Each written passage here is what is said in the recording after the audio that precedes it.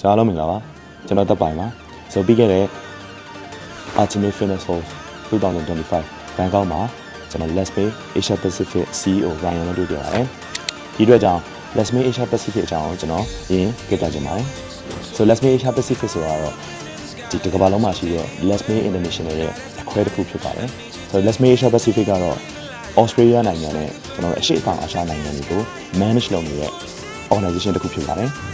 ဆိုတော့ရှေ့တောင်အာရှနိုင်ငံတွေမှာဆိုရင်ကျွန်တော်တို့မြန်မာနိုင်ငံပါဝင် Thai, Singapore, Malaysia, Indonesia, Philippines ဆိုဒီနိုင်ငံတွေကိုကျွန်တော်တို့ manage လုပ်ပြီးတော့ team တစ်ခုဖြစ်ပါတယ် Let's Make Asia Pacific ကို1996ခုနှစ်မှာတည်ထောင်ပြီးတော့သူ့ရဲ့အဓိကရည်ရွယ်ချက်ကတော့ for the further planet ဆိုလိုတာကလူတိုင်းကိုပို့ပြီးကြမ်းခံပြီးတော့ fit ဖြစ်လာအောင်ရည်ရွယ်ချက်ဖြစ်ပါတယ်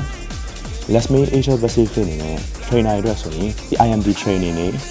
advanced training တွေနောက်ပြီးတော့ quarterly workshop တွေနောက်ပြီးတော့ကျွန်တော်တို့နှစ်စဉ်လုပ်တဲ့ဒီ Singapore Let's Make Live လိုမျိုးတွေကိုဥဆောင်ပြီးလုပ်ပါတယ်နောက်ပြီးတော့ဂျင်းတွေအတွက်ဆိုရင် license နဲ့ပတ်သက်တာတွေသူ့ရဲ့ resources တွေ group fitness management တွေကိုလည်း supporting ပေးပါတယ်မင်းနဲ့ပတ်သက်တာမှန်သမျှကို gym instructor ဖြစ်ဖြစ်